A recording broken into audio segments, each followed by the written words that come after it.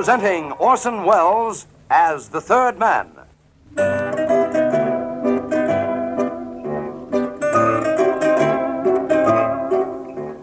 The Lives of Harry Lime. The fabulous stories of the immortal character, originally created in the story The Third Man, with zither music by Anton Karas. This little story of frustrated love and violent death just happened to happen on the Côte d'Azur. It might have happened somewhere else, but no, this little strip of Italian and French coastline called the Riviera is where it all took place.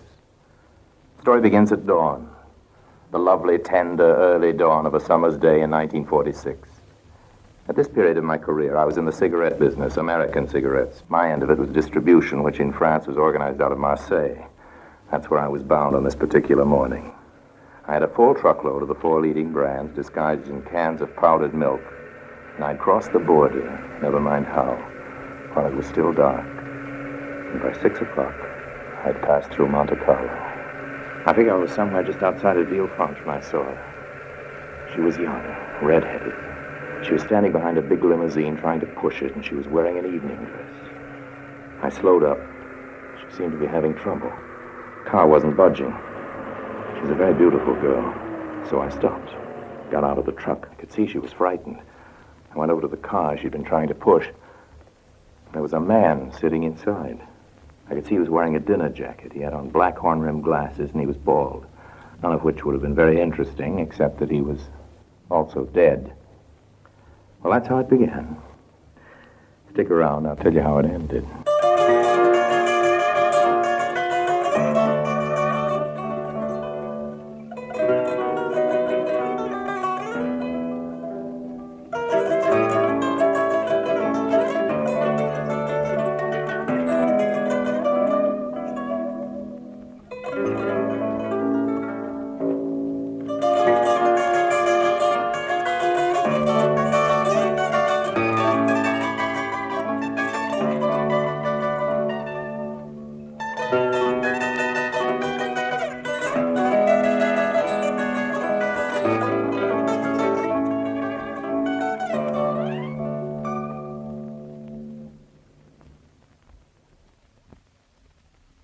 And now, Orson Welles as Harry Lime, the third man, in today's story, Murder on the Riviera.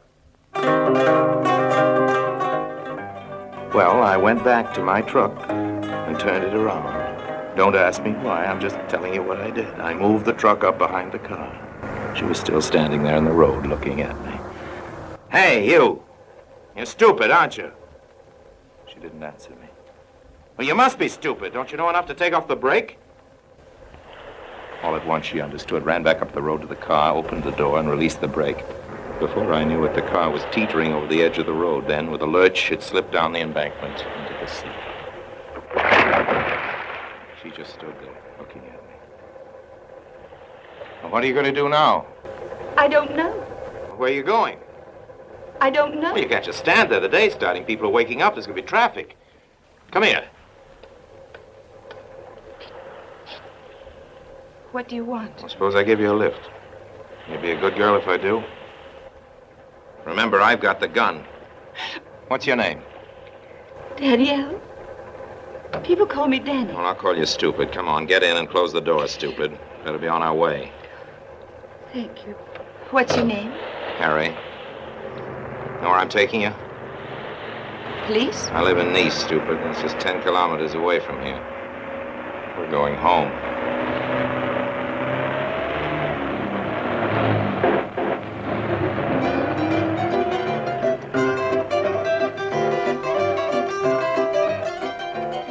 I had a room in Nice over a cafe, nothing very grand, but convenient. I guess it was that evening dress that did it, but I found myself apologizing as I opened the door. This isn't your style, my lady, I'm sure, but you have to put up with it for a while, you know, bachelor's quarters. Hey. Hello, Harry. Now look here, what's all this? Well, I didn't know you'd be back so soon. Oh, you didn't? Perhaps you'd better introduce us, Harry. Oh, this is Lily, Danny. Danny, this is Lily. I'm sorry, Harry. Don't look so upset. I know how you feel. How I feel? See, I thought you'd be up in Genoa for another couple of days, and by then I'd found some place to stay. the old woman downstairs let me in. Come on. Get your things on now and go. Go where? It's a nice day. Go take a swim. Well, I don't have a bathing suit. Here, What's that? 2,000 francs. Why are you giving it to me? Go out and buy yourself a bathing suit. Goodbye. There's something I've got to explain. All right, start talking, but make it fast. Remember what I told you before. Make it good. Well, the first thing is I've got to get to Paris. Well, if you think I'm going to drive you there in the truck... No, of course not. Here. What am I supposed to do with that? It's the key to my room in the hotel. What about it? Well, I can't spend the rest of my life in an evening dress, can I? Besides, I've got to have my Going passport. to try to get out of the country, is Well, that it? Paris first. I told you. That's where the money is. Then we'll see. Well, then we'll... What do you mean, we? That's up to you. So I'm supposed to check you out of the hotel, is that it? We'll just put a few things in a bag. You know, things I can wear in the day. Oh, and remember the passport. It's in the drawer by the bed. Is that what you wanted to tell me? Why, yes. I thought maybe you were going to do some explaining. Explain it. Yes, there was a body in that car. Didn't you notice? You don't think I killed him, do you? Well, I don't think he shot himself. Well, why not? Why shouldn't he? You know what I ought to do with you? I ought to turn you in right now. We've been gambling all night. He'd lost heavily. He was desperate. Stop pawing me. You know what probation is. Probation? It's what you're on, stupid. You needed help. The idea was I'd give you a chance to explain things to me first instead of the cops. Well, you've had your chance. Give me a cigarette. Here, take these. I'll get some more. Harry, when you leave the hotel, you better go by the service entrance. And remember the plane tickets. Yeah, what? The plane tickets? For Paris. You'll have to buy them. Well, let's get back to cases now. Who was he? Who? The stiff. Who do you think? I mean, the dead body. I don't know. Well, how did you happen to be in his car? Oh, he offered to take me. It was late, remember? It was dawn. We'd been gambling in the casino all night. And you didn't know it? Well, I was just sitting next to him at the table. He staked me for a while, but he started losing himself, and he wouldn't let me go. He said something about changing his luck. Well, how did he get you in his car? Oh, it was only a lift home. Oh. We were both going the same way. Well, we aren't. We're going separate ways. But first, I'll get your bag and passport. Goodbye, stupid. My truck, packed full of smuggled cigarettes, was waiting in the street below. I couldn't leave it there in full daylight. I should have taken it on to Marseille, but I couldn't do that and still go back to Monte Carlo to Danny's hotel. I went to the airport first, but this being the holiday time in France, there wasn't any space, so then I drove over to the railway station and booked a seat on the blue train for Paris that night. And when I came out of the station, I found Lily waiting in the truck. Hello, Harry. Oh, I wish you'd take my suggestion, Lily, and go swimming. I've got enough troubles. Are you leaving for good, Right Harry? now, I'm going to Monte Carlo. Where are you going? To Monte Carlo. I'm a liar.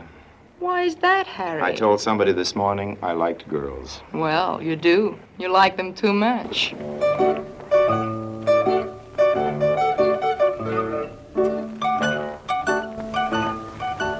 Lily was a nice kid, but she wasn't making life any easier for me that day. I tried to talk her out of tagging along with me, but it wasn't any use.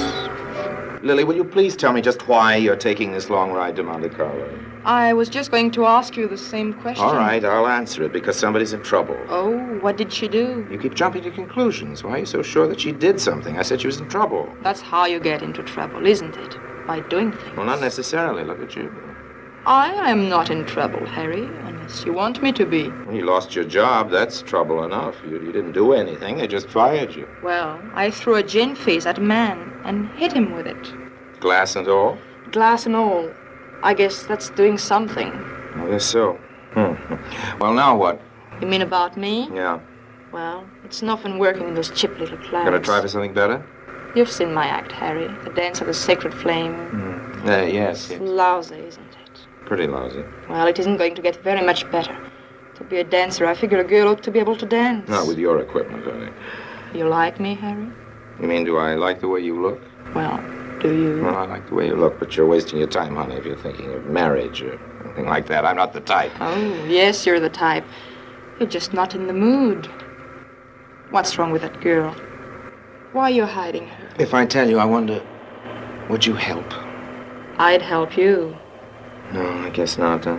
No, you wouldn't help her. Well, why should I? And come to that, why should you? Well, I get a funny reaction when people are in trouble, Lily. I guess it's because I've been in so much trouble myself, but I never changed. I have to help them first before I ask any questions. Besides, I don't like policemen. What have the police got to do with it? Nothing, I was just talking. Look, if a bird flew in your window, what would you do? I'd be scared. Why? Because I'm superstitious. When a bird comes into the house, it means death. Okay, let's forget birds. Are you superstitious about mice? What are you trying to say? I'm trying to explain a point of view. Now tell me this. Have you ever let a mouse out of a trap? You mean a mouse in an evening dress by Jacques Fat? All right now, Lily, I'm leaving you here. Wait for me if you want to. This is the service entrance to the hotel. What if it is? Well, they'd stop me at the front. Here, hold my coat. And just what do I do with it? Just hold it and wait. I'm going to be an electrician or a plumber. I haven't decided which. In shirt sleeves, I've got a better chance of getting up to a hotel room without anybody stopping me. Yes, but... You wanted to help, didn't you? I went into the hotel. In my hurry, I forgot that in that coat I'd given Lily, there was the gun. Not my gun, the one that fell out of the car of the dead man. Don't know why I didn't think of it, but then I don't know what I was thinking of that whole day. 407 was the number of the key. I went up there as quietly as I could, let myself in. And on a drawer by the bed, I found Danny's passport. It identified her as Madame Danielle Savage. I put the passport in my pocket, opened up the smallest of her bags, and started hurriedly throwing some things into it. In the closet, I found a tailored suit. I picked out some shoes, thought it would match, threw the whole thing into the bag. I figured she'd need something from the dressing table, makeup, things like that. And that's when I noticed the leather folder, one of those things for photographs. It had slipped to the floor, and it opened. I looked down at it. There were two pictures, each showing Danny and a man, the same man. In one pose, they were in ski togs, and in the other, in bathing suits. He was bald with heavy black horn-rimmed glasses, and I recognized him. He was the dead man from the car. At this moment, there was the sound of a key turning the lock of the door. I jumped to my feet, dropping the toilet articles, reached the door in a single leap, and turned the bolt. All right, open up in there. I didn't answer that. There didn't seem to be much point in getting into conversation. I looked wildly around for some means of hiding or escape. Open up! You'll only make it harder for yourself if you don't. This is the police.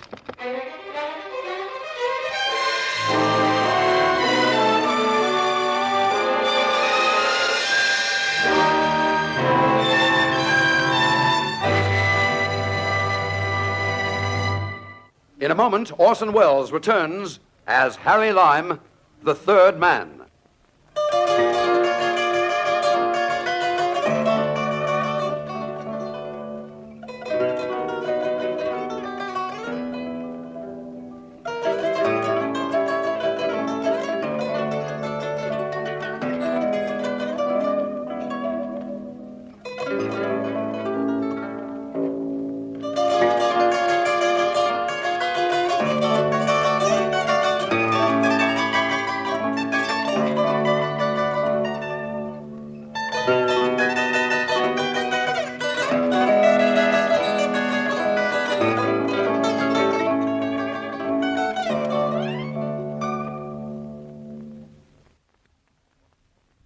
And now, Orson Welles, as Harry Lime, the third man, continues today's story, Murder on the Riviera.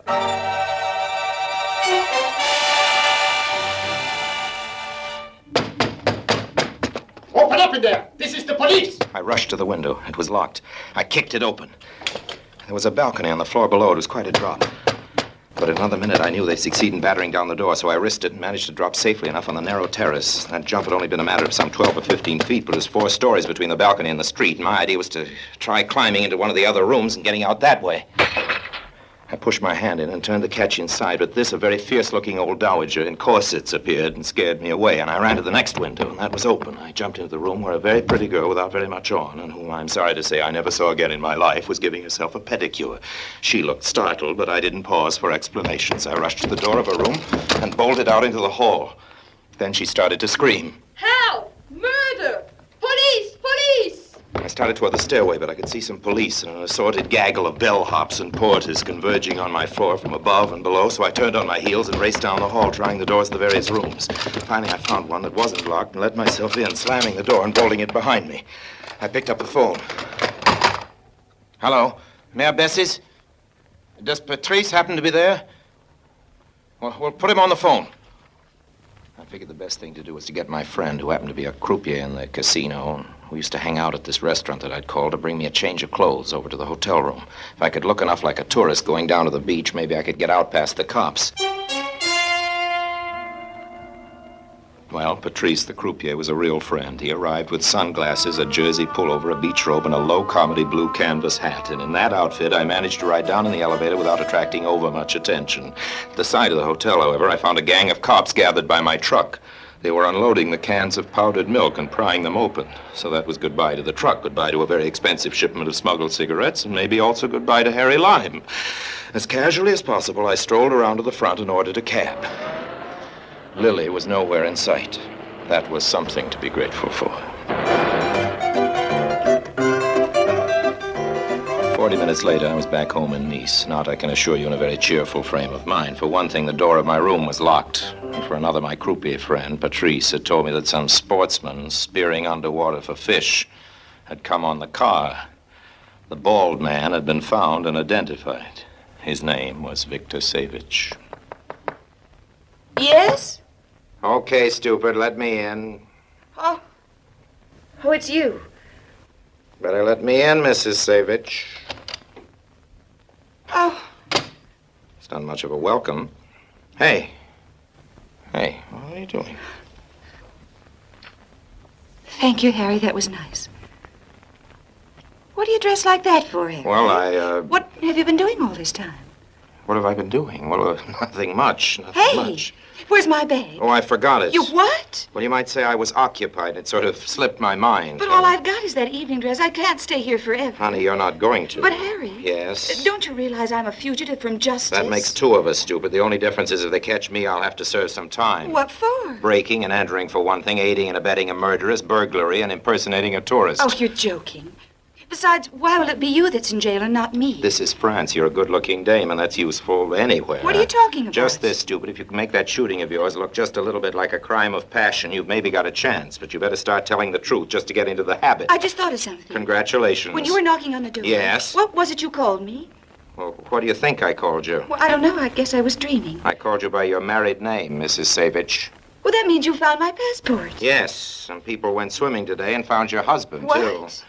Yes, Victor Savage, Esquire. He was wearing a black tie and very little hair, and he was sitting in a 1939 Humber Snipe, black with blue trimmings, about 30 feet underwater. And I warn you, Mrs. Savage, that anything you say will be used against you. I don't like your jokes. I don't like them much either. Want to make up some of your own? Oh, Did you forget something else besides my bag? I don't have any cigarettes. That's Wait a all. minute.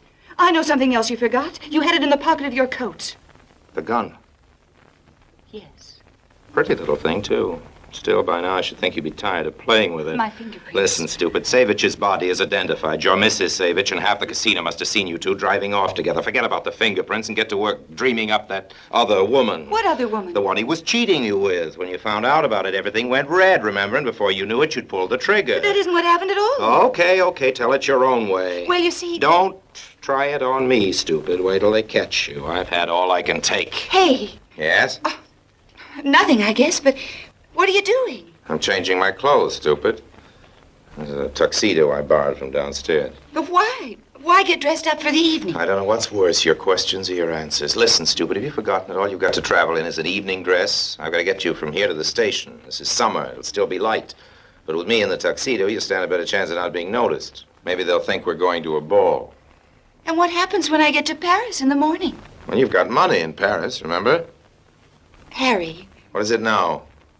I don't really have any money there, Harry. I just said that. Well, I'm in it this far. Okay, how much can you get by with?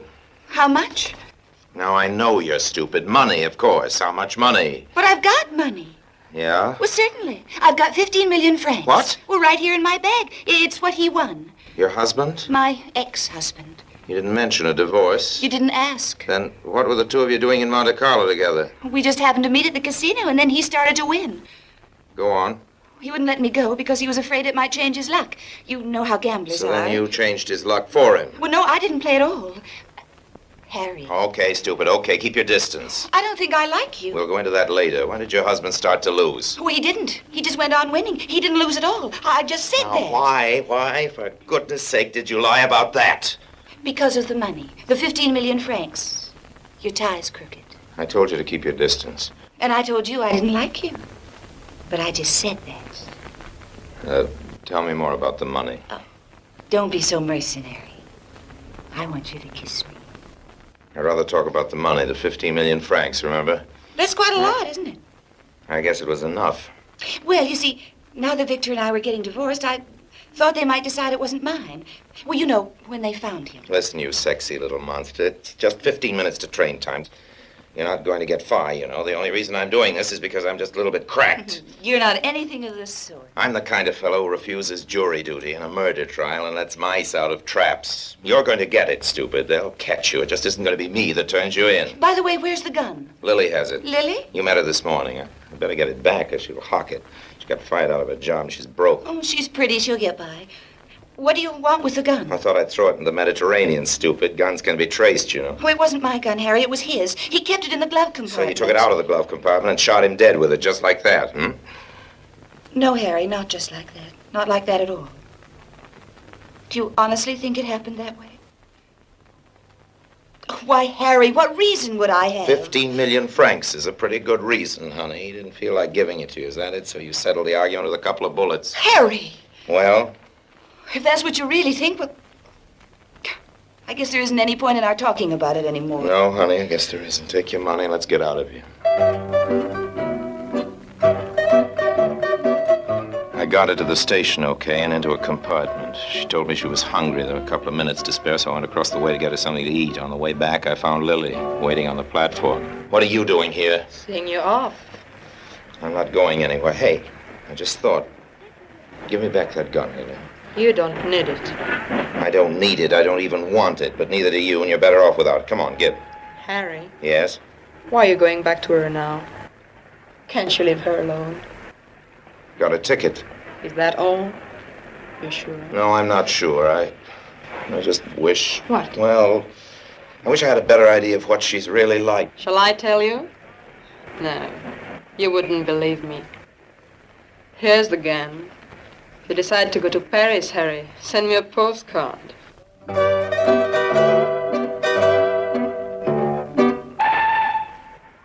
Why, Harry! Hello? I thought I'd seen the last of you. You're going to, honey, in another 20 seconds. Here, there's a little beef stew from the restaurant across the way.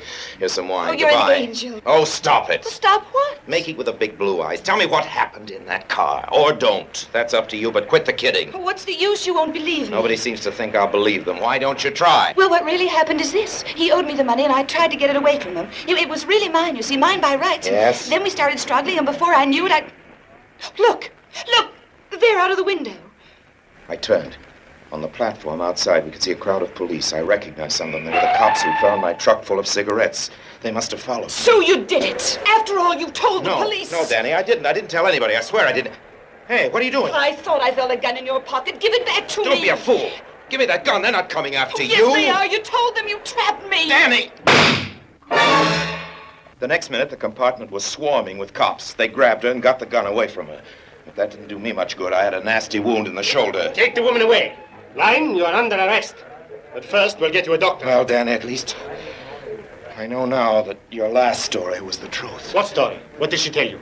She tried to hold up Savage with a gun. When he grabbed for it, she pulled the trigger. Reflex action problem. Reflex. I couldn't help it, Harry. I just couldn't. I saw the gun sticking out of your pocket. Come on, take her out and give this man air. He's wounded. Goodbye, Harry. Goodbye, stupid. No, let me through. Yeah. What's this? There's another girl. What's she doing here? Harry! It was Lily down on the platform waving to me through the glass. Send that girl away. No use, officer. I've tried, but I guess I'm stuck with her. Harry, speak to me, Harry! I won't be using my room for a while. They'll be taking me to a hospital, and after that to jail. You can move in, Lily, if you want to. Lily? Lily who? Oh, just Lily. She's a nice girl, officer.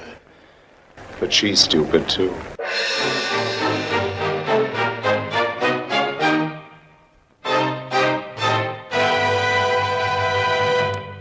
Harry Lime returns in just a moment.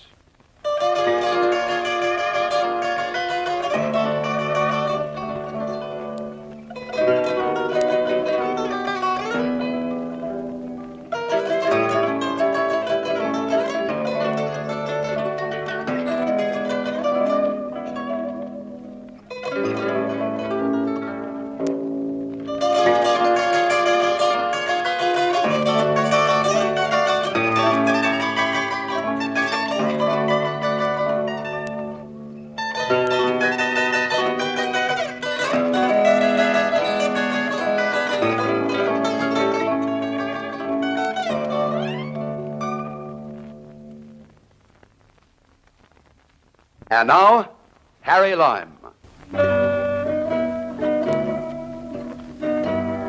So here I am, in the hospital. But the doctor says I'll soon be up and around.